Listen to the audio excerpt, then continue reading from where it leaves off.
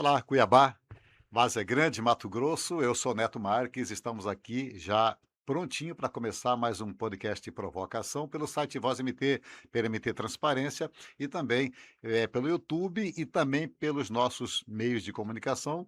Você vai ficar agora acompanhando aqui o Provocação e hoje nós temos a satisfação de receber em nossos estúdios a cientista política, né, que é Cristiane Fonseca, não só cientista política, mas aí ela tem vários cursos aí de aperfeiçoamento e cursos que podem aqui trazer muita informação para você que está assistindo aí o nosso Provocação.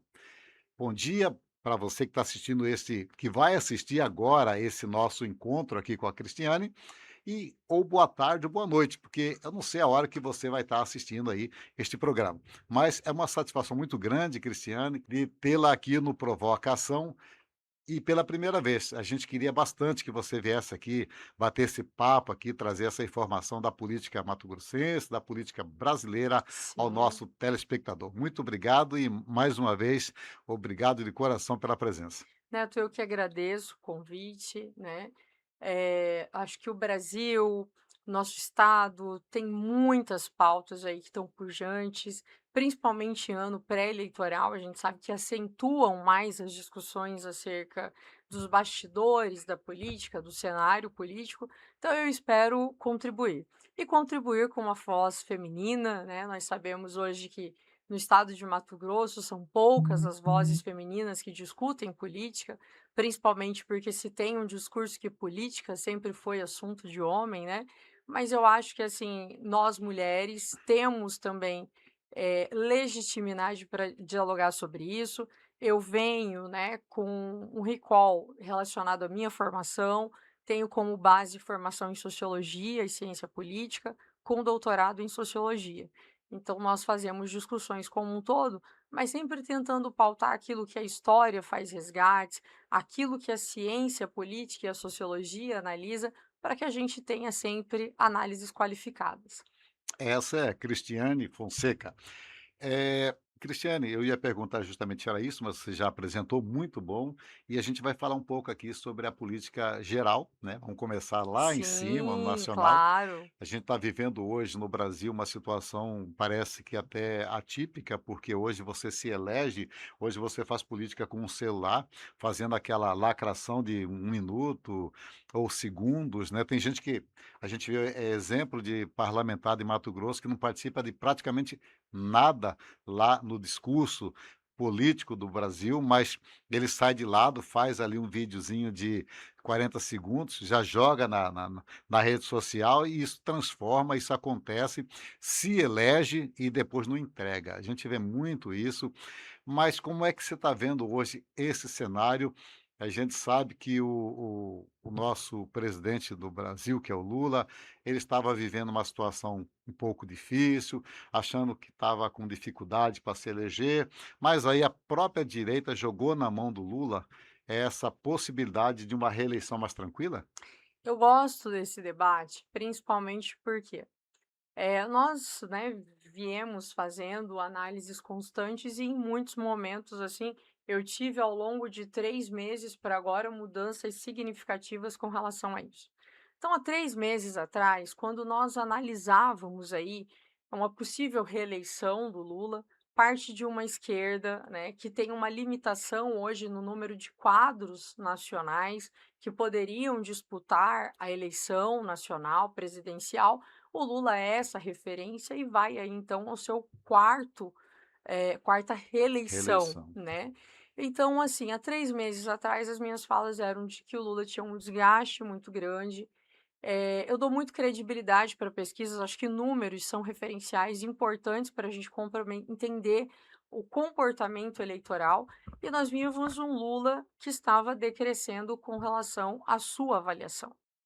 E de repente, o que que nós tivemos ao longo desses 3 meses, né? O deputado federal Eduardo Bolsonaro, ele vai para os Estados Unidos para dizer que o Brasil é um país não democrático, que nós vivemos uma ditadura, que nós vivemos um país onde há limitação na liberdade de expressão. E quando ele faz isso, ele incita os Estados Unidos a retaliar o Brasil. E retaliar de uma maneira extremamente negativa no que se remete à questão econômica, né? Então você tem ali as altas taxações, você vê o Brasil como um dos países com uma das mais altas taxações hoje por parte dos Estados Unidos, e naquele momento, a gente viveu um paradigma. Qual paradigma? O paradigma em que nós tivemos 2 recortes históricos. O Lula, né, o PT, os grupos mais progressistas, sempre fizeram um discurso de liberdade de expressão, né. É como se as falas progressistas, elas sempre tivessem uma certa limitação e um cerceamento para serem expostos. E de repente, você vê, por parte da direita, um discurso que sempre foi de Deus, pátria De e família. família, somos os patriotas, somos os representantes do Brasil nacional. Ok. E aí você tem uma inversão de Joga no valores. colo De a bandeira. repente, você vê um Lula que ele assume a bandeira brasileira, ele passa a ser o representante da soberania nacional brasileira, ou seja, não se submetendo, não se ajoelhando aos desmandos de Trump, né? Ele mantém um posicionamento firme com relação a isso, e aí a direita, né, a extrema direita, acho que assim, a gente tem que fazer essa Essa diferença, diferenciação, é. né. Nós temos a direita, nós temos a extrema direita e nós temos o bolsonarismo, que virou uma outra caracterização política que flerta com a extrema direita. E aí, né, esse bolsonarismo, que muitas vezes, queriam apregoar discursos duros de ódio, inclusive acho que a gente nunca viveu no Brasil momentos em que discursos de ódio, eles foram, assim, falados de maneiras deliberadas, né, você vê esse campo pedindo liberdade de expressão. E com qual discurso? A liberdade de expressão para fazer discurso de ódio. Então olha o paradoxo que nós vivemos, um PT que usa a bandeira do Brasil para defender realmente a nação, e do outro lado você vê a direita pedindo direito, a extrema direita pedindo direito de expressão, de Expressão, liberdade de liberdade. expressão, mas com o discurso de verbalizar esse discurso de ódio. E aí você tem a figura do Eduardo Bolsonaro, que vai intervir nos Estados Unidos para que o Brasil tenha punição. E recebemos essas punições, o Brasil não se ajoelhou e Eduardo Bolsonaro foi fazendo uma série de ações que culminaram com a prisão preventiva do pai, que é a maior liderança ainda do PL e da extrema-direita no Brasil, que culminou posteriormente na prisão. No início foi a tornozeleira, depois foi a prisão preventiva, e agora nós temos a condenação efetiva de Jair Bolsonaro com 27 anos. E nesse momento, quando Eduardo Bolsonaro faz esse ataque ao Brasil, ele ataca o empresariado, que sempre pautou a política brasileira. Nós sabemos que grande parte dos nossos parlamentares, inclusive, eles são financiados por grandes empresas, por grandes corporações. Então, ele criou um discurso que bateu justamente naqueles que sempre estiveram no meio político, inclusive defendendo o Bolsonaro. E aí, neste contexto, ele perde essa credibilidade, né? Porque ele está atentando contra a soberania brasileira, ele atenta contra a economia brasileira, o que pressupõe desemprego, quebra de empresas, e nesse momento o Lula se empodera. O Lula se fortalece para não se ajoelhar aos Estados Unidos, para fazer aquele pacotão, inclusive, que trariam aí possibilidades de benefícios para aqueles que seriam prejudicados, né? E ele se torna novamente uma referência nacional. E as últimas pesquisas vêm demonstrando isso. Eu acho que depois desses ocorridos, 3 pesquisas nacionais já foram publicadas, e nessas pesquisas a gente vê um Lula com avaliação crescente na sua avaliação popular de gestão, e inclusive aqueles empates técnicos que tinham nas pesquisas eleitorais com membros da extrema direita passam agora a trazer um outro cenário. Lula vencendo todos os candidatos da direita nesses cenários eleitorais. E outra coisa também, Cristiane, quando o Lula segura aí a soberania do Brasil na investida dos Estados Unidos, isso, traz uma certa autonomia para a população de achar que Lula está certo, porque toda a população, cada um de nós gostaríamos de ter nossa casa preservada. Sim, É a mesma coisa da gente preservar nossa casa contra terceiro. E Lula está preservando o Brasil contra terceiro. Isso aí trouxe uma grande credibilidade para o Lula. sim, Por isso o Lula hoje está aí batendo nas pesquisas, muito melhor do que estava há 3 meses 3 meses atrás. atrás, né. E lembrando também que se fala muito a direita radical, eles falam muito aí da influência, dos ataques do STF, que o STF está legislando em causa própria, que está tendo muito poder, mas o Lula também já foi preso, e quando o Lula foi preso, a Dilma também foi preso.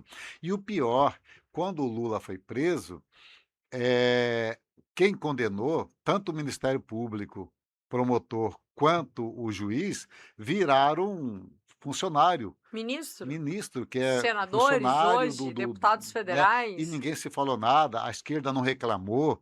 Agora, quando o Supremo, está hoje enfrentando esse embate, é porque está acontecendo uma coisa muito atípica, né, quer dizer, olha, um presidente que cometeu crimes que não são inafiançáveis, crimes que é contra a pátria, aí, estão comandando, o STF está mandando, está desmandando, mas a gente vê deputados que pegam o seu celular e xinga ministros. Quer dizer, e fala que não tem liberdade de expressão.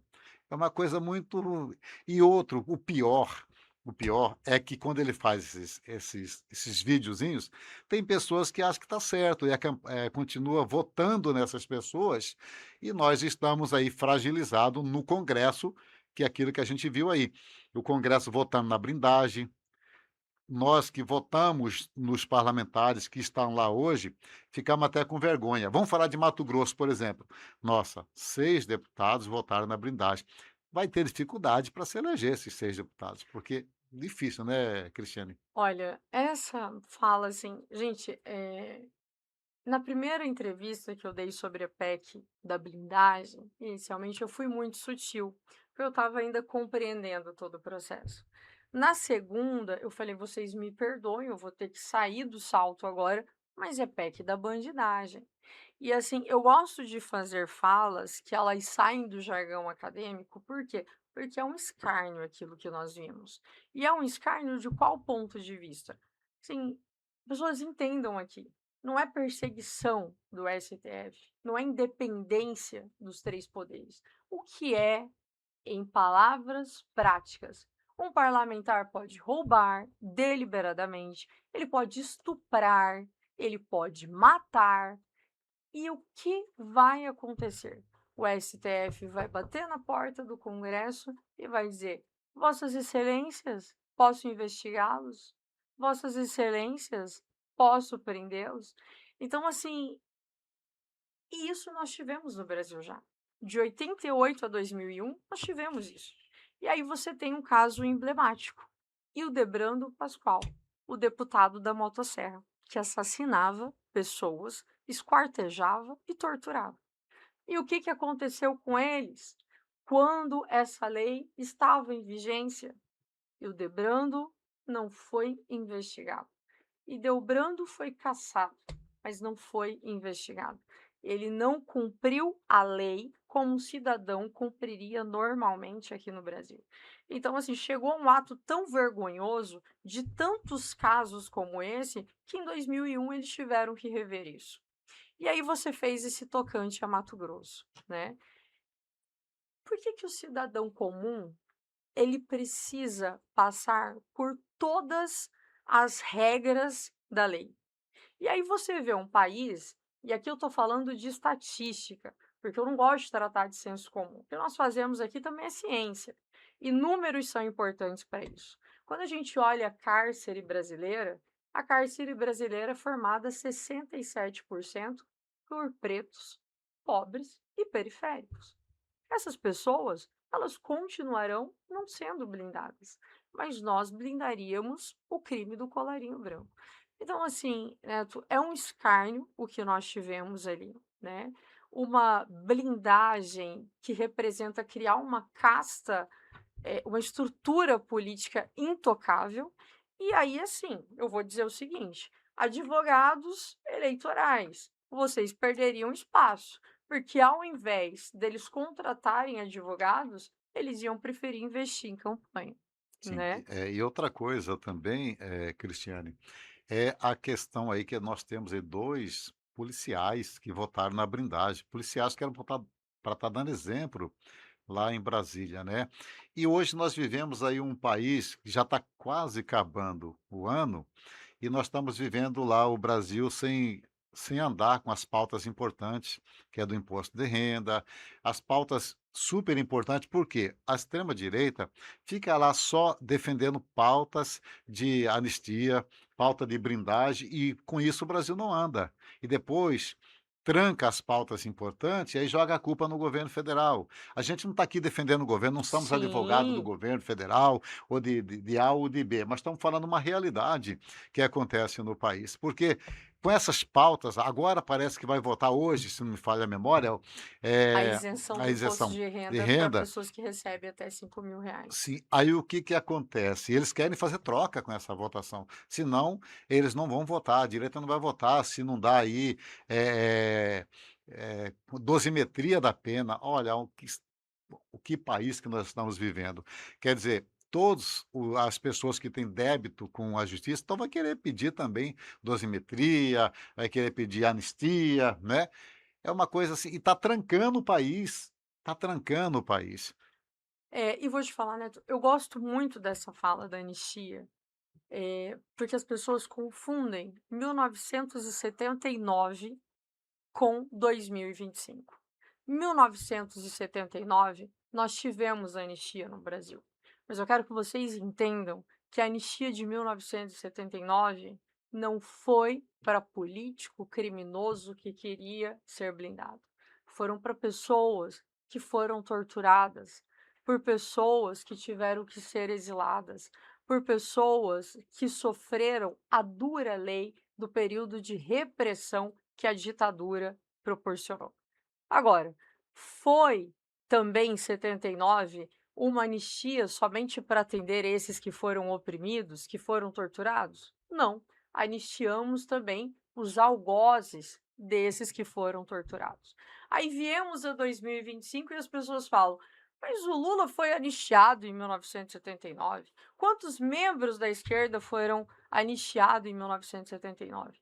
Queridos, entendam, essas pessoas foram anistiadas porque elas foram vítima das barbaridades que a ditadura militar cometeu no Brasil. A anistia que nós estamos pedindo agora em 2025 é de pessoas que atentaram deliberadamente ao Estado Democrático de Direito. Ah, mas só o 8 de janeiro seria o suficiente para isso? Não, meus queridos. A tentativa de golpe não começou no 8 de janeiro. A tentativa de golpe, ela começou no início do ano eleitoral, quando nós tivemos ações da administração pública, da burocracia estatal, tentando usar da máquina para cercear os votos daquele que poderiam vir a votar no ex-presidente Lula. Nós tivemos aí o punhal verde e amarelo, que era deliberadamente a organização de morte, de assassinato do presidente, do vice-presidente e também do ministro Alexandre de Moraes. Nós tivemos pessoas que, por favor, vamos parar com esse discurso que eles estavam com a Bíblia na mão, que eram senhoras inocentes. Os três poderes foram depredados. Então, o que que nós criamos, gente? Nós criamos a seguinte coisa: se hoje essa anistia passar, a gente abre brecha para que situações como essa possam acontecer novamente e serem E perdoadas. pior, às vezes, né. E pior, às vezes, elas serem, gente, pensa nisso, a gente ter novamente momentos como esse e serem legitimadas porque nós temos anistia. Outra coisa, meus caros, a anistia Só agora voltando num outro ponto aqui, quando a gente fala da PEC da blindagem, que foi muito batido também pelos deputados, quando eles falaram: "Mas de 88 a 2001 tinha".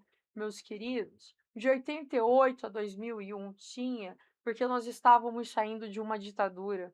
A ideia era preservar aqueles que fossem eleitos para que a ditadura não os caçasse novamente. Agora nós vivemos em pleno gozo do Estado democrático de direito, já não tem mais essas ameaças. Então, assim, a gente está vivendo um momento muito duro na questão democrática. E outra coisa aqui que eu acho que é muito relevante. Isso que você disse, Neto, eu acho que foi cirúrgico. O Neto disse aqui: as pautas de interesse popular, elas foram deixadas de lado. Prioridade zero.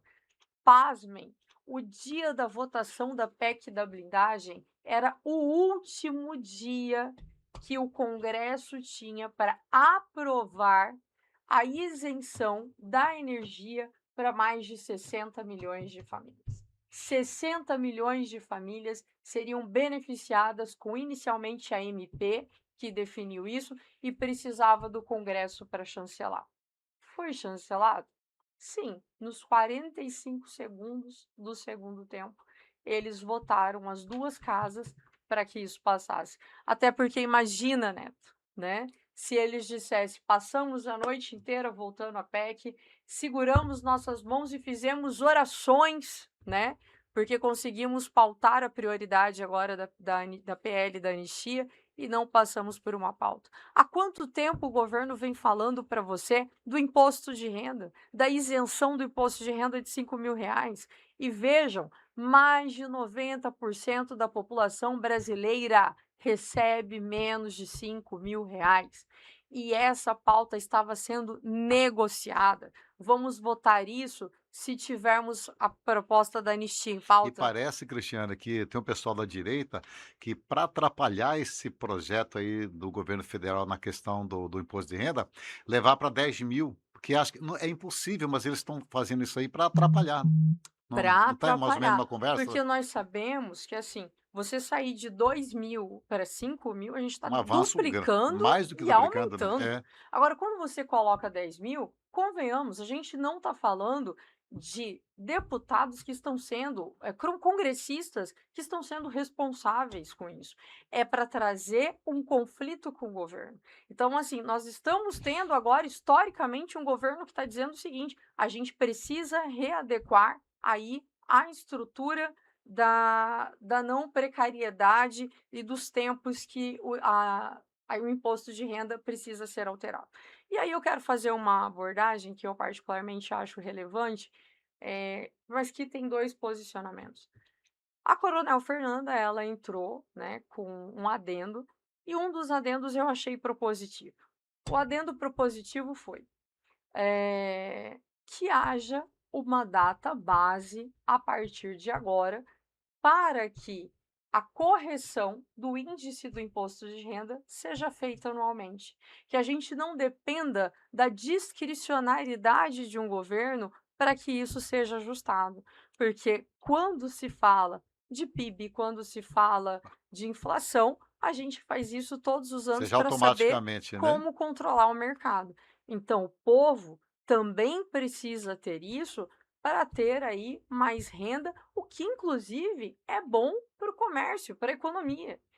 Agora, a segunda proposta dela, eu particularmente tenho com discordância, que aí é quando a gente trata daquela questão das pessoas que recebem acima de 600.000, que também devem pagar imposto por isso, né? E aí ela defende que esse grupo, que já é um grupo privilegiado no Brasil, não pague imposto. A taxação dos super Dos ricos? super Não. ricos, né.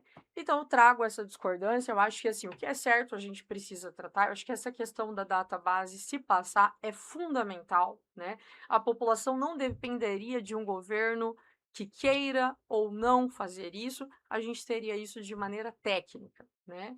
Mas a gente precisa pensar que os super ricos também precisam corresponder à economia Com brasileira. certeza. A Cristiane, eh, papo muito bacana e legal, a gente está falando aqui da política nacional. Eu acho que teríamos que fazer aqui pelo menos uns 10 programas só falando do nacional, Sim, que é sim. muita pauta. Para encerrar esse assunto do nacional, dizer que o brasileiro já está ficando com nojo, com ânsia de ligar a mídia nacional e ver essa conversa todos os dias de anistia, dosimetria, está ficando enjoativo, está ficando difícil para os políticos da direita se reelegerem, porque eu acho que até as pessoas que estão aqui, aquelas pessoas que votam, já está ficando angustiado com essa conversa e o Brasil parado, né? Porque tá difícil manter essa conversa. A última manifestação mostrou isso. Há quanto tempo o campo progressista não ocupava mais as ruas? A Sempre nós tínhamos manifestações que estavam do campo progressista extremamente, como as pessoas falam, flopadas, né? Flopados. E de repente você teve uma manifestação gigante contra a PEC da blindagem e contra a anistia. Você E um discurso que não envolveu só o campo progressista, envolveu pessoas de outros espectros políticos que também compreendem o escárnio que isso é para o Brasil. as pessoas que foram às ruas naquele ato, se protestar contra essa questão da anistia, só faltou uma coisa que eu acho que eu achava importante. Por exemplo, foi legal colocar a bandeira do Brasil do tamanho que a direita colocou A dos dos Estados Estados Unidos. Unidos. Agora, o pessoal da esquerda perdeu a oportunidade de todos irem com a camisa verde e amarela. Verde e Aí amarela. sim, a direita estaria praticamente liquidada, viu. Concordo com você, porque a gente tem que entender que, assim, não dá para se aparelhar da camisa brasileira por um grupo político. Até porque, convenhamos, né? O presidente Lula deu um show de patriotismo e deu um show de soberania. Então, assim, hoje eu não tenho dúvidas que eles deveriam sim ter colocado a camisa verde e amarela, porque a postura hoje, tanto do judiciário tanto do governo federal, tem sido: não vamos nos submeter. Certo. E é bom a gente estar conversando com quem entende, né. É muito, proveitoso um bate-papo desse aqui. Agora nós vamos falar o que interessa para a gente aqui no estado de Opa! Mato Grosso, né. A gente sabe que as eleições de 2026 estão se aproximando, nos bastidores a movimentação é grande e a gente vê aí que para disputar uma eleição de governo do estado, a gente tem aí 2 candidatos praticamente buscando, disputar pela direita e a esquerda até agora ainda não apareceu nenhum nome para disputar essa cadeira. O que que você acha dessa disputa aí? A gente vê que de um lado, a gente vê nos corredores, dos bastidores, que o Otaviano Pivetta é o candidato do governo do estado, vai pegar a caneta na mão a partir de março, de abril, mais ou menos, mas ainda não está manifestando uma candidatura, porque as pessoas pensam que vai permanecer a mesma equipe do governador Mauro Mendes e os deputados hoje querem espaço. O que está acontecendo? Como é que você analisa essa questão de governador aqui no estado de Mato Grosso? Gosto dessa pergunta e já inicio com a seguinte provocação. Nós temos 2 candidatos que aparentemente estão consolidados, né, consolidados sob o aspecto de colocar suas candidaturas, A governo do né, estado. a governo. Então nós temos o Otaviano Pivetta e temos o Wellington. O campo progressista, como você falou, não tem um nome hoje. A Natasha Lessarenko, ela já recuou. Parece que ela é uma possível candidata a deputado federal. E pasmem, né? Há hoje uma discussão no nome do Emanuel Pinheiro para vir a ser Até candidato para dar ao palanque para o governo. governo federal, né? Exatamente, porque o governo federal precisa Precisa de um de um palanque aqui, palanque. e nós sabemos também que há um interesse do Emanuel Não Pinheiro tem o na que perder, eleição né? do filho Sim, Emanuelzinho como Manuelzinho. deputado federal. Então, assim, é uma pessoa que não tem nada a perder, porque ele sabe que se ele sai candidato a deputado estadual, ele não ajuda a campanha do Não, Emanuelzinho, ele prejudica. o federal precisa fazer frente com vários Com candidatos vários deputados. estaduais. E quando você tem o Um seu só. filho saindo, o seu pai saindo candidato, está óbvio que a prioridade é com ele. Então, assim, acho que realmente Emanuel Pinheiro não entra nesse cenário como deputado estadual, mas já tem tido rumores, sabe, dos bastidores que ele deve vir a ser um E candidato ao deixa ele governo. vivo na política também, isso aí, né, Deixa, continua, continua né, no um nome no cenário. cenário. Mas, assim, é um nome que nós entendemos que tem capilaridade para fazer uma disputa real? Eu diria que não. E as últimas eleições demonstraram isso. Nós tivemos um Kennedy, né, que saiu candidato a prefeito, foi lançado pelo prefeito da capital e que fez menos de 5% das intenções de voto. Você teve a Márcia Pinheiro, que saiu Para candidata governo, a governo, né, contra o governador Mauro Mendes e outros candidatos, e que também fez uma votação limitadora. Inclusive, perdeu na capital, mesmo com o marido é o marido prefeito da prefeito. capital. Então, nós sabemos que essa candidatura do Emanuel, eu acho que ela vem para representar esse campo popular, que precisa de palanque hoje para o presidente Lula, mas que vai ter aí, né, essa aproximação de um fortalecimento do Emanuelzinho. Mas aí vamos agora a esses dois nomes principais. Piveta.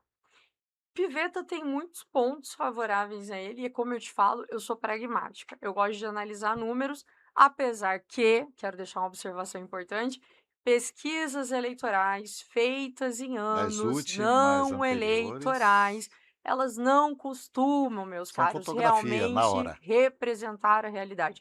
E não só pela fotografia, pela seguinte questão: pesquisa em ano não eleitoral, não há obrigação de registro de pesquisa, o que faz com que necessariamente as pesquisas não venham com dados reais ou dados que possam ser direcionados. Então, diante disso, a gente tem um viés muito grande hoje. Peço desculpas aí aos colegas, né, que fazem pesquisa eleitoral. Não estou colocando a não credibilidade em seus trabalhos, mas dizer que realmente em ano pré-eleitoral há aberturas de pesquisas, né, que acabam sendo direcionadas, elas estão mais abertas. Nós tivemos recentemente duas pesquisas, não vou citar o nome, que dois sites publicizaram e uma delas aparece o Piveta em primeiro lugar, eh, com um empate técnico com Wellington Fagundes. Ainda assim, o nome dele como primeiro colocado. No outro dia, um outro site fez uma publicação de uma outra Diverso. pesquisa.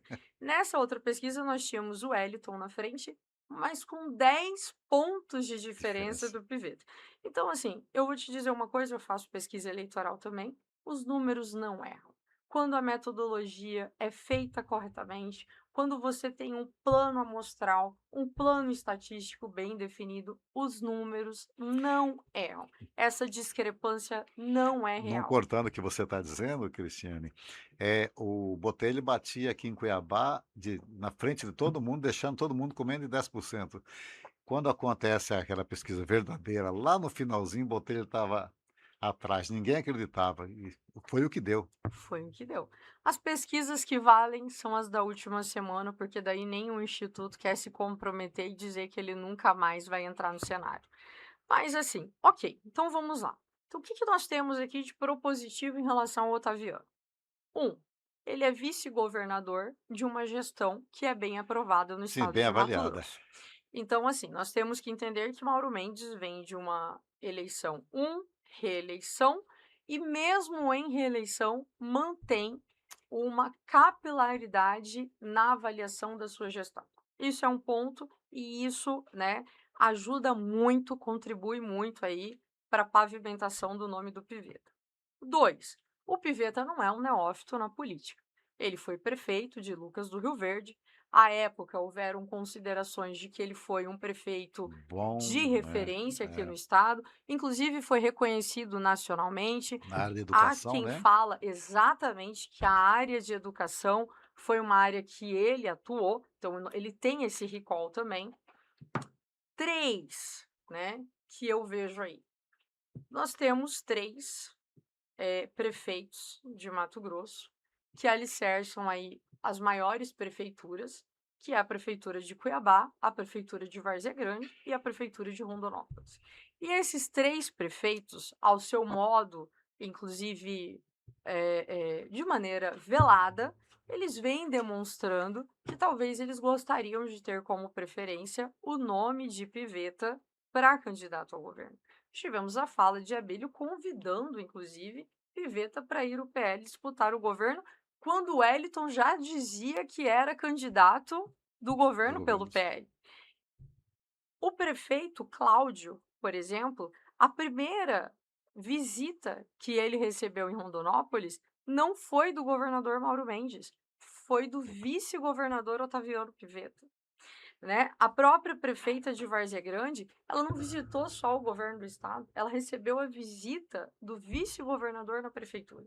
E aí tem Primavera do Leste também, tem outras cidades que vêm fazendo assim, não é de maneira explícita, mas de maneira velada, demonstrando que gostariam de apoiar esse projeto. Por outro lado, Mauro Mendes tem um número significativo de prefeituras, deve sair candidato ao Senado. Parece que somente na semana passada que ele disse abertamente, né, que há sim grandes chances dele ser candidato ao Senado.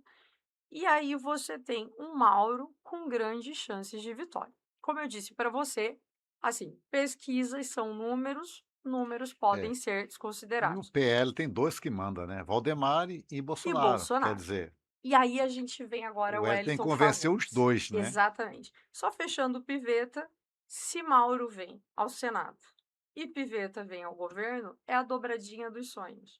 Eles caminhando junto com o governador que tem capilaridade política, né, acentuando uma força no Piveta. Então, assim, ele conta com esses pontos. Agora, precisa de mais diálogos com os deputados, né? Precisa demonstrar aí uma maior simpatia com a população, que eu acho que são coisas, inclusive, que acontecem quando você começa a ter uma assessoria mais coordenada para criar essa imagem do político. Bem, aí nós viemos para o Wellington Fagundes, que também você foi cirúrgico mais uma vez. O PL, ele é comandado por dois caciques, Valdemar da Costa Neto e Bolsonaro. O que para mim está explícito? O que para mim está explícito é que o candidato Wellington Fagundes é candidato de Valdemar da Costa Neto. Nós não temos clareza real de que o Wellington Fagundes é o candidato do Bolsonaro. Inclusive em Sinop teve divergência entre Bolsonaro e Valdemar, né. Exatamente. Então, assim, e o que o Wellington precisa para ser candidato da direita barra extrema-direita? A associação com o líder dessa representação, que é o Bolsonaro, né? E o Bolsonaro, por exemplo, disse em alto e bom som, foi fala do Valdemar da Costa Neto, né? Que ele já escolheu Medeiros e Mauro Mendes para serem os seus candidatos ao Senado. Mas você ouviu na entrevista do Valdemar da Costa Neto que o nome do Wellington é o nome batido, o martelo, por parte de Bolsonaro ao governo? Não. Mas nós vimos um Valdemar da Costa Neto dizendo: olha, é condição sine qua non, ele é candidato ao governo. Tá. O Wellington tem mais uma variável. Qual variável? O Wellington é considerado o político que sempre teve um flerte, uma aproximação, um enlace muito grande com o campo progressista, com a esquerda. Ele foi base de Lula, ele foi base de Ele Dilma, coordenou e a não campanha vamos esquecer, ele foi coordenador do geral da da campanha campanha de de Dilma Dilma Rousseff Rousseff. aqui em Mato Grosso. E de repente ele sai do campo progressista e vai para a direita, mas não para qualquer direita, não é para o centro-direita, ele vai para a O radicalismo. extrema-direita, né? Faz defesas reais ao Bolsonaro, inclusive fez uma fala assim: olha, eu sou a favor da PEC da blindagem, e quando a PEC da blindagem passa, o discurso de que a soberania, os deputados, a casa votou com coerência, enfim. Então, às vezes, se perde aí em como fazer essas defesas. E aí nós temos o efeito Bolsonaro. Bolsonaro está condenado. Bolsonaro está preso. Como nós teremos Bolsonaro como cabo eleitoral? Porque uma coisa é certa, para mim hoje no Brasil a gente tem duas figuras que transferem votos. É Lula e é Bolsonaro. E eu diria para você que o Bolsonaro tem até mais capilaridade de transferência de votos do que o Lula. Porque o Bolsonaro, ele pegou neófitos na política para apoiar, que foram Sim. eleitos. Quem era Coronel Fernando? Quem era Amália Barros? Essas pessoas vieram frutos de um bolsonarismo de pessoas extremamente outsiders dentro do processo Que político. é Hélio, como é que é, deputado federal? Hélio Preto, né. É Exatamente. mais ou menos Sabe, ele assim. pegou figuras que eram inexistentes no cenário político e fez elas. O Lula pega pessoas que são do próprio quadro do Hã, PT para fortalecer. Então tem isso. E aí é o seguinte, o Wellington precisa da cola bolsonarista. Mas Bolsonaro vai estar recluso.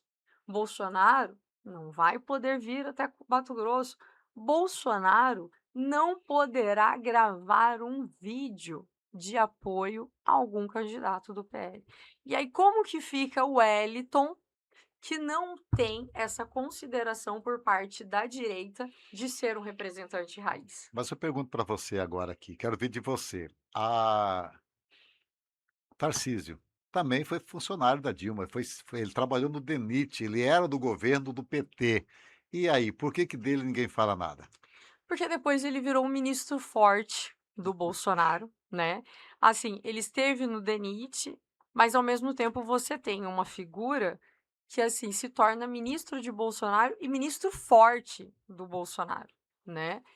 Vai para uma eleição em São Paulo, que faz uma eleição tranquila, que sabe que inclusive se for a reeleição, tem a reeleição tranquila, né, já deu sinais na semana passada que recua da possibilidade de ser candidato a presidente, e não porque ele teve uma grande: "Olha, eu realmente acho que não é o meu momento". Não, é porque simplesmente ele viu uma ascensão do Lula, e entre eu disputar com o Lula que tá forte, e eu disputar, eh em São Paulo, onde eu tenho uma reeleição praticamente tranquila, eu me reelejo no maior estado, no aspecto econômico do Brasil, e 2030 tá bem aí.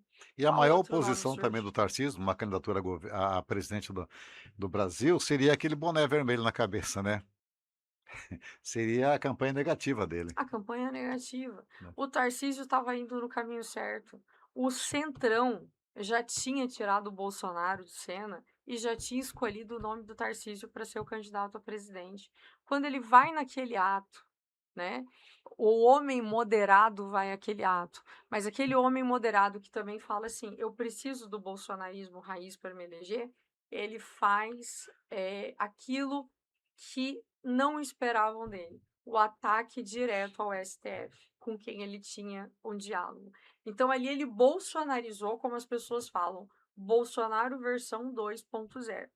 Então ali o Tarcísio, eu acho que ele fica, né, mais limitado desse projeto, porque no caso dele, ele tem o que perder, né? Ele tem a perder 4 anos de mandato, eh eh, em São Paulo. E aí surge uma outra figura nesse contexto, né. Eu não vou dizer para você que ele é martelo batido, mas assim, que os próprios bolsonaristas vêm apontando como uma opção, que é o Ratinho Júnior. O que que o Ratinho Júnior tem a perder sendo candidato? Ele não Também pode ir à nada. reeleição, né, ele não perde É o caso do nada, Manuel aqui. exatamente, ele não perde nada, continua deixando um nome em cena, né, e, pelo que eu percebo, o bolsonarismo tem muito mais aproximação com ele do que com o próprio Tarcísio, É, e se né. você for fazer uma análise também mais profunda, com todos os candidatos e todos os parlamentares, os políticos que estão na direita, com certeza você vai achar que mais de 60% já participaram do governo do PT atrás. Sim, sim. Então é natural. Veja o Kassab, veja o Sim, Kassab. Eu fiz a análise da PEC da blindagem, e aí você tem partidos que votaram, assim, integralmente. O Republicanos, por exemplo, é um partido que votou 100%, a favor da tá PEC da blindagem. Quando você olha o PSD, que tem ministros, que você tem uma figura extremamente habilidosa sob o aspecto político, que é Kassab, você tem a metade dos votos divididos. A metade do PSD vota a favor da PEC da blindagem para fazer o flerte com a direita, com a centro-direita, e do outro lado você tem a metade dos deputados votando contra a PEC da blindagem. Então, assim, se você me perguntar: "E aí, Cristiane, então houve um momento de virtude desses parlamentares?" Não, eu acho que houve um momento de negociação mesmo. A gente precisa estar com o pé em 2 espaços e analisarmos qual vai ser a melhor conjuntura para 2026. sim. Cristiano, nós falamos aí sobre o governo, candidatura do governo 2026. Agora nós vamos falar sobre o Senado. Senado, aqui em Mato Grosso, está bem complexo, né? Vai ser uma campanha difícil, Vai. porque tem vários candidatos de desdobramento pesado, forte. Eu vejo aí, por exemplo, o Jaime Campos não tem condição de disputar uma campanha para senador. O Jaime hoje ele se sobressai com chances até para ser governador, do que senador da República. Eu vejo aí o Mauro Mendes com uma chance real, mas, com uma parceria conforme o PL já declarou, junto com o Zé Medeiros, vai ser difícil na campanha explicar, eles já tiveram uma rusga lá atrás, Zé Medeiros já atacou tanto o Sim, governo do estado, isso aí vai vir à tona, as falas do Zé Medeiros, e para depois os 2 estão juntos lá. Tem a Janaína que bate na porta ali de qualquer uma da tanto do Zé Medeiros quanto do governador, ela é uma fortíssima candidata para o primeiro e para o segundo voto, dependendo do quadro. E também nós temos aí uma candidatura da esquerda, que é do Fávaro, que não pode desprezar também, que tem não, todos os votos, praticamente. Quando digo todos, é claro, com exceção da uma ampla esquerda, maioria, né. sim, ministro, senador da República, então vai estar bem embaralhado essa disputa para senador ou para senado aqui em Mato Grosso, né. Vai. Vamos lá, vamos aos nomes, né, eu gosto de falar isso. E como eu te falo, eu gosto de pesquisa para analisar o cenário, sabendo que é foto, né, mas que a gente não pode desprezar, né. Eu gosto de analisar inclusive as 2, né, para entender se tem algumas coisas que são incomuns. Mas o que que nessas 2 pesquisas que eu te falei que saíram de sites distintos sobre o quadro eleitoral em relação, ao Senado? Primeiro, um Mauro Mendes relativamente consolidado, né. Então você tem o nome do Mauro Mendes aí como alguém que tem uma expressão de votos, né, que tá forte. Em uma das pesquisas, que eu talvez tenha algumas limitações em compreendê-la efetivamente, mostra ele com 30% de intenções de votos na espontânea. Também não podemos desprezar que Dante saiu do governo e perdeu uma eleição, e saiu Exatamente. bem, e Saiu bem. perdeu O a homem das eleição. diretas já, Sim, como alguns nostálgicos falam, o melhor melhor governador que o governador do estado estado teve. teve. E o que que as pessoas falavam à época? Uma vaga é do Dante, É, a outra todo mundo disputa. E de repente vem Jonas Pinheiros e sim. Seles, né? E aí tá, então assim, mas você tem, por exemplo, quando você vê uma pessoa que numa pesquisa sai com 30% de espontânea, isso é muito forte e eu até acredito para você que eu reconsideraria esse dado. Por que que eu reconsideraria? Porque assim, é muito difícil você ter um candidato que não se expressou abertamente que é candidato ao Senado, as pessoas já associarem ele ao Senado. Eu não estou dizendo que ele não tenha uma ampla vantagem, mas eu estou dizendo que esses números talvez possam ser reavaliados, né? Ok. Mas ele demonstra hoje que ele tem capilaridade para ter uma vaga ao Senado. Agora, a história tá aí e a gente não pode se esquecer dela. Tá. Aí você tem a Janaína que configura na segunda classificação e ela aparece assim com a metade dos votos do Mauro Mendes, mas é a segunda colocada, né? É a segunda colocada. E Janaína consegue dialogar em vários ambientes, né? Inclusive com os servidores públicos. Sim. Provavelmente o Mauro Mendes, que teria mais dificuldades com os servidores públicos, a Janaína já não carrega esse desgaste. Então é uma pessoa que tem potencial de crescimento ainda? Tem. Agora, tem uma outra variável em relação à Janaína. Não que eu considere isso extremamente significativo, mas nessa pesquisa, por exemplo, aponta que ela tem 15% de rejeição. 15% de rejeição é alto? Não. Para a gente pensar em rejeição, é acima de 30%. Mas aí a gente traz o Medeiros. O Medeiros que aparece 5 pontos só atrás dela. É uma diferença muito pequena. É quase um empate técnico, só não é porque a diferença, a margem de erro da pesquisa, acho que foi de 2,5 ou 4. Mas então, assim, está muito próximo da Janaína, né? E qual é a rejeição do Medeiros? Menos de 4%, 3,8%. Mas aí tem o Antônio Galvão que tira uns votos também no Medeiros, Tira o né. Antônio Galvão e que vamos lá, você viu a fala do Galvão com relação à PEC da blindagem? Foi Sim, muito mais sensata. com Ele disse certeza. que ele sempre foi contra a PEC da blindagem, que ele não vê isso de maneira E na correta. eleição passada, se tivesse 2 vagas para Senado, ele seria o eleito, Exatamente. não pode desprezar também. Não pode desprezar. Agora, isso passa a ser um problema para o Medeiros, porque aí os votos da direita racham de novo. Como nós tivemos na eleição passada, Coronel Fernanda e Medeiros. O que que aconteceu? Coronel Fernando ficou, inclusive, na frente do Medeiros na eleição do Senado, né? Porque a direita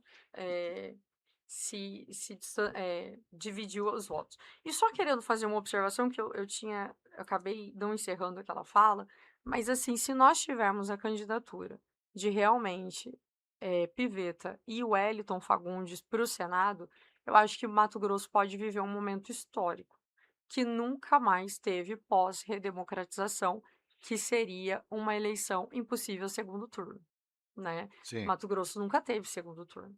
Todas as eleições foram decididas em primeiro turno.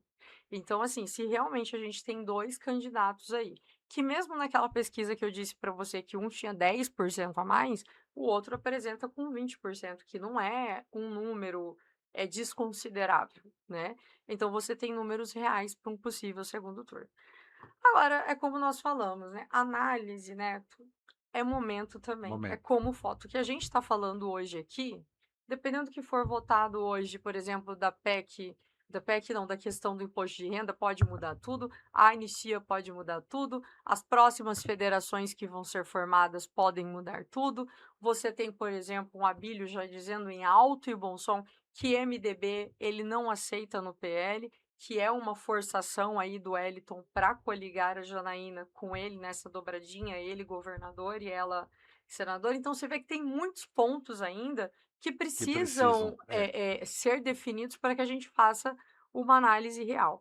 E outra coisa, o Medeiros é o cara que dependia também, depende também do Bolsonaro pegar Até na porque o mão. mandato dele lá não vem se corresponder no Mato Grosso. O Botelho falou recentemente o que Medeiros está trazendo para Mato Grosso, o que ele está fazendo por Mato Grosso. Quer dizer, o mandato dele não está ajudando ele numa disputa para Senado, a não ser que o Bolsonaro vai lá, imponha, fala, grita, Mas como? se Se o não, Bolsonaro vai estar silenciado agora? É o que eu justamente. te falo, se nós tivéssemos um Bolsonaro que realmente entrasse na campanha do Medeiros, eu me lembro há 7 meses atrás.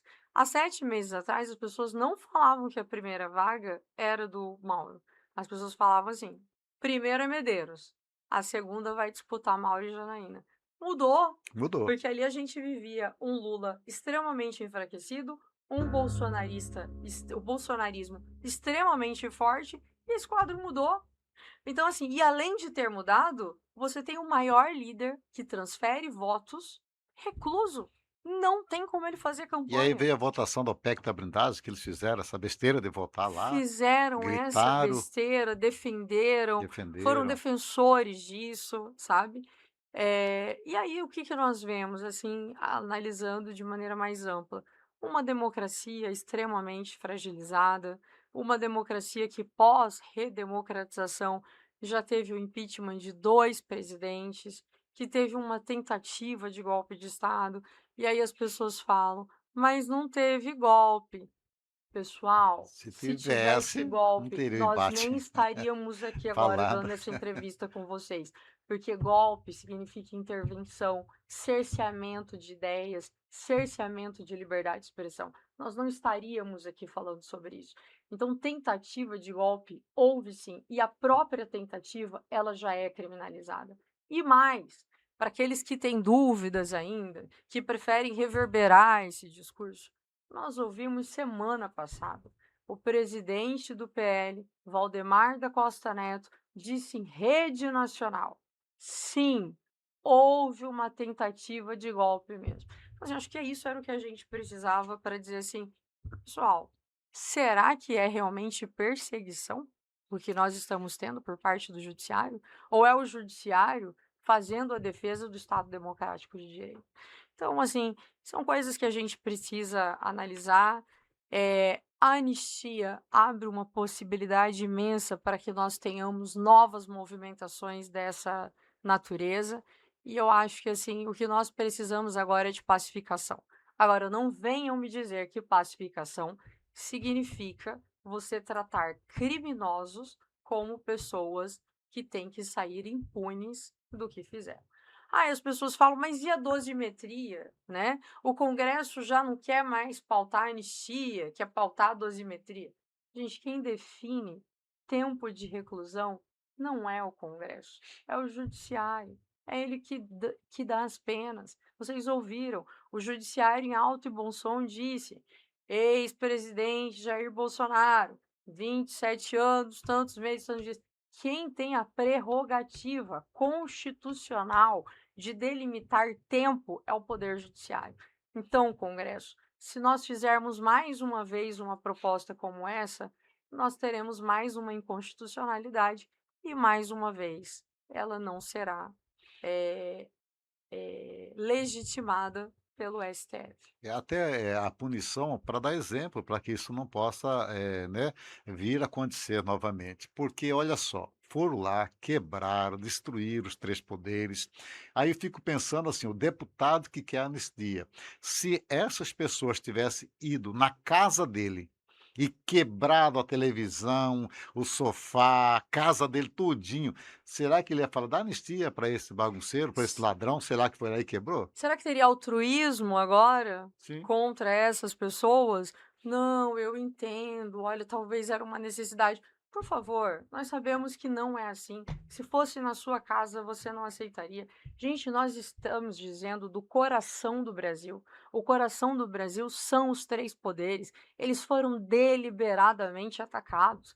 E o problema é pensar que é só o 8 de janeiro. O 8 de janeiro só foi o ápice do caos, da violência. A gente não pode se esquecer. Gente, o punhal verde e amarelo, a gente está falando de De assassinato. Se assassinatos. isso não é tentativa de golpe, gente, eu não sei mais o que é. Entendeu?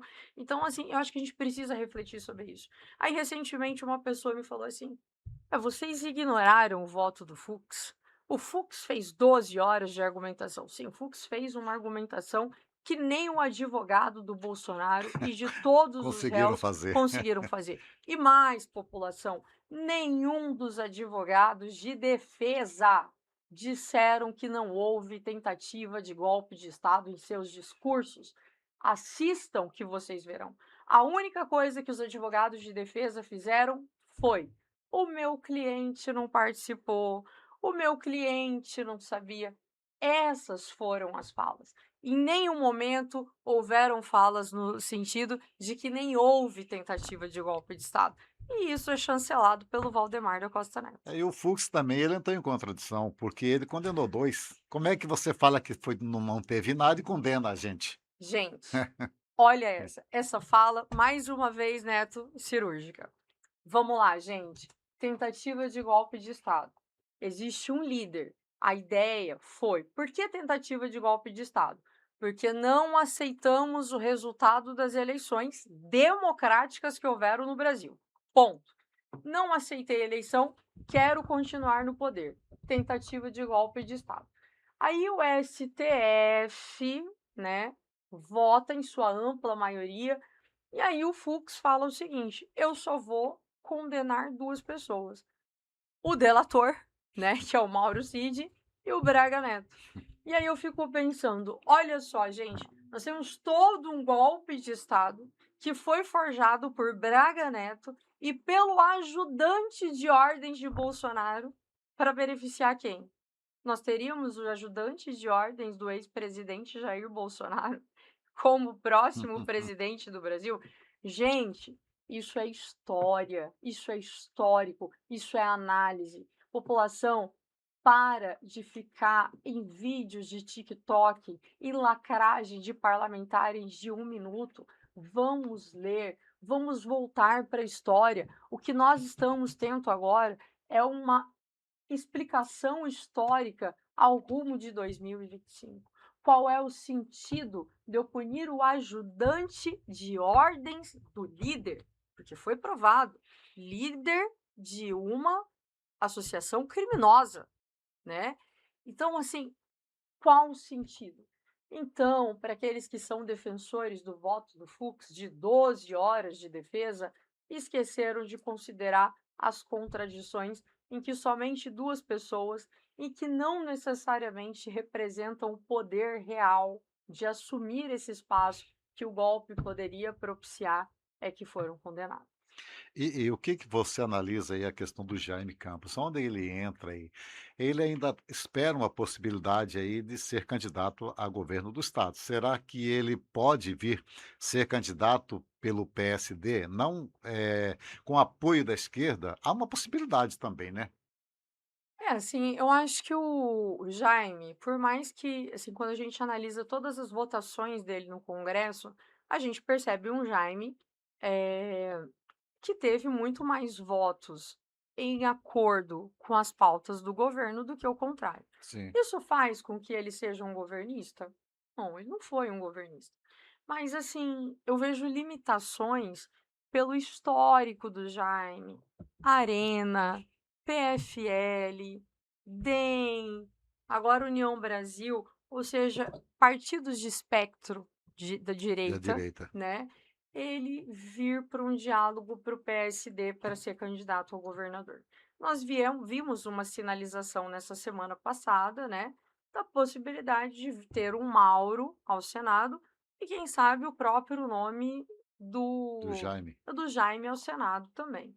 Agora, nós temos um Jaime que não aparece bem nas pesquisas. Reitero, pesquisas em ano pré-eleitoral não são as mais confiáveis, mas alguns números podem ser analisados razoavelmente. Eu não acredito, por exemplo, que se o Jaime tivesse 2 dígitos, por exemplo, 12%, uma pesquisa não colocaria isso em pauta. Colocaria, e ele aparece com menos de 2 dígitos.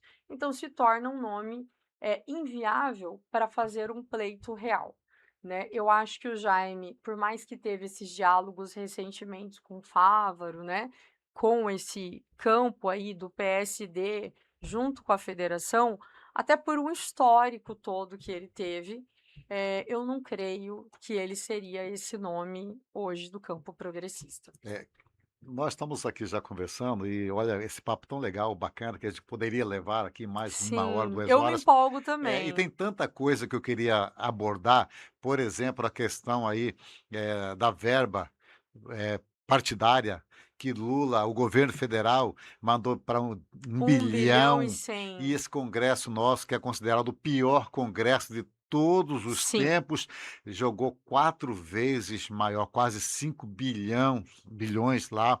Outra coisa também que eu queria abordar aqui, que é muito importante, a questão. Além dessa questão aí do dinheiro aí, a PEC do imposto de renda nós já falamos, mas vamos falar aqui rapidinho a questão da verba partidária. Esse é um sonho dos deputados, quer dizer, mostrou mais uma vez que nós estamos na pior legislatura de todos os tempos, Cristiane. vamos lá, gente.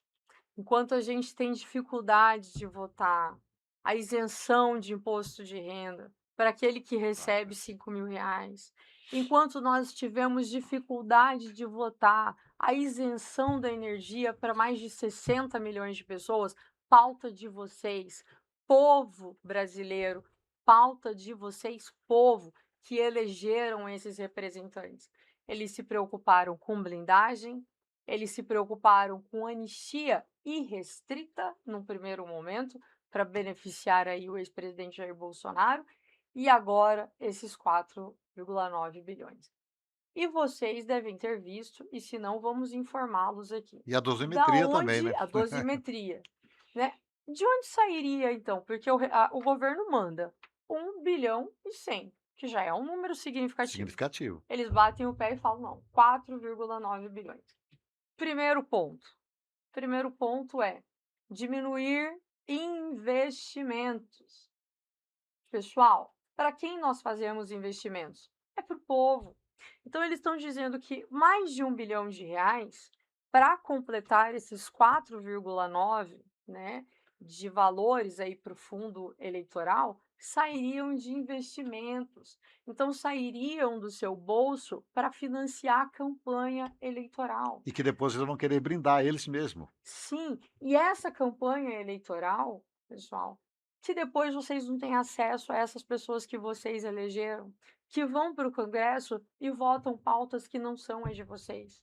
Pessoas que tiveram uma dificuldade extrema de debater a redução dos R$ 5.000 para isenção do imposto de renda, mas foram leões para defender que os super ricos não podem ter também aí a questão da Aí taxação. tem mais uma, não vai tirar o dinheiro para dar para a campanha dos super ricos, vai tirar da educação, da saúde, De investimento. investimentos. E a outra coisa que eles colocaram, que seria a redução das emendas impositivas.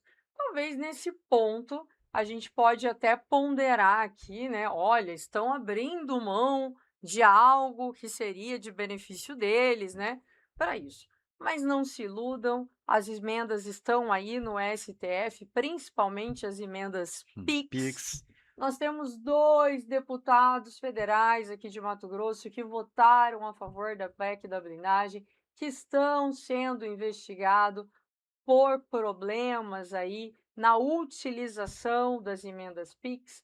Então, é isso que acontece. Mais uma vez, o dinheiro não vai sair deles. O dinheiro é de investimento para o povo brasileiro, é o dinheiro da emenda impositiva, que inclusive acaba levando recursos, né, para cidades, para cidade. estado, para a Para a efetivação de população. políticas públicas para a população. Então, eles abrem mão disso, ou seja, de investimentos reais, de investimento em cidades, de investimento em estados, para a campanha eleitoral. Uma campanha eleitoral que você, inclusive, já está cansado de participar e de votar. Não é à toa, Neto, que a cada ano que passa, o número de abstenções nas eleições só aumenta.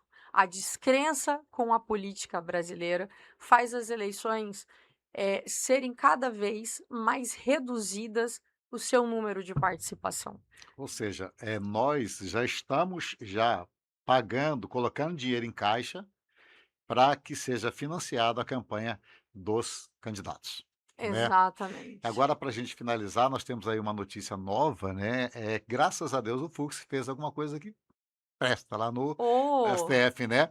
Ele não deixou passar o número de vagas na Câmara Federal, no Sena na Câmara Federal, né. Quer dizer, que iriam para 538, vai permanecer no 513, e Mato Grosso, que teria aí 27 deputados estaduais, vai permanecer no 24. Será que isso vai manter, Cristiane? eu espero que sim, porque assim, a primeira proposta do STF para o Congresso, ela foi do quê? Ela foi de que eles tinham até o final de junho ou de julho, agora eu não me recordo exatamente, para que eles votassem na casa. Se eles não votassem isso na casa, o STF é quem definiria. Essa votação teve problemas na casa para avançar, né? E ficou então agora a cargo do STF definir. E fico satisfeita que ele definiu isso, porque o que que nós teríamos? Mato Grosso de 8 deputados federais, É, teriam 10, porque eles disseram que ia arredondar para que quem tivesse menos teriam 10, porque 10. proporcionalmente Mato Grosso teria um aumento só de mais um, de 9. Sim, 9. Mas eles entenderam assim: vamos estipular um mínimo e o mínimo seria 10. Ou seja, mais custo do nosso imposto para Pra atender bancar. políticos. Ok.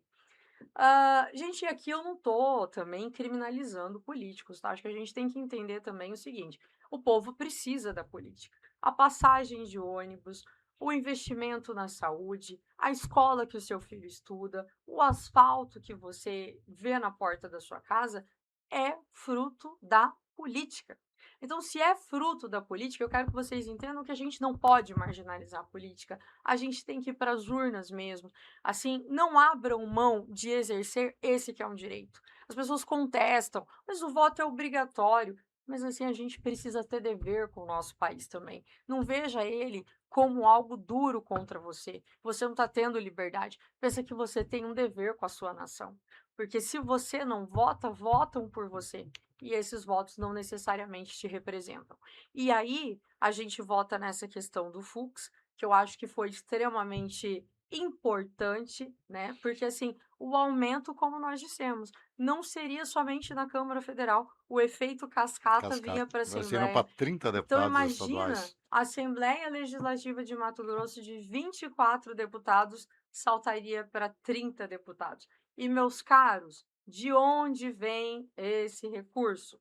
Do 10º do governo do estado, do 10º do governo federal, que tira recurso então daquilo que nós acabamos de falar, investimentos para financiar a burocracia desses poderes. Então, que bom que o Fux teve esse posicionamento.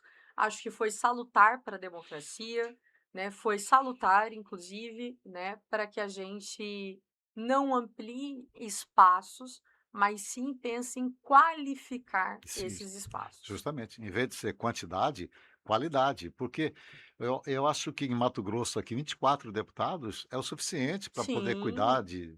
de 141 municípios, né. E nós percebemos, Neto, que assim, por exemplo, a Baixada Cuiabana não é a que tem o maior número de deputados estaduais.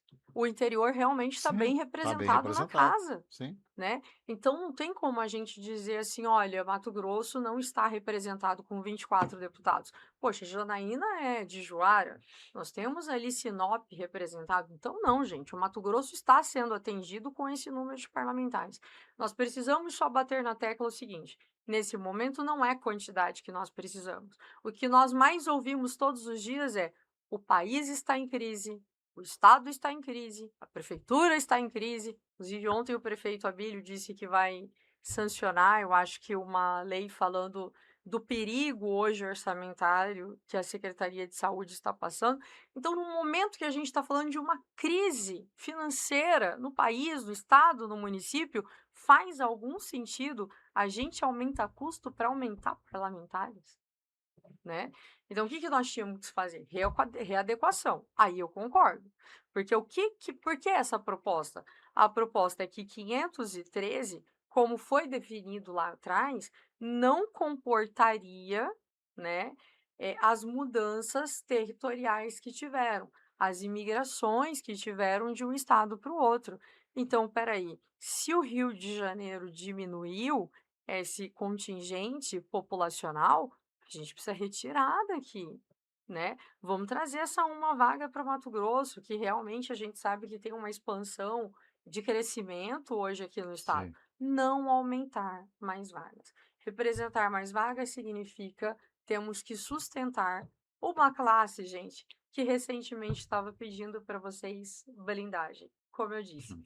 posso matar, posso roubar, posso estuprar, mas não vou ser punido como você, preto, pobre, periférico, que ocupa 67% da carceragem brasileira hoje. E nós falamos aqui com a Cristiane, gente, eu acho que papo bem bacana e que a gente gostaria de continuar, mas você sabe que espaço, televisão, mídia tem que ser limitado.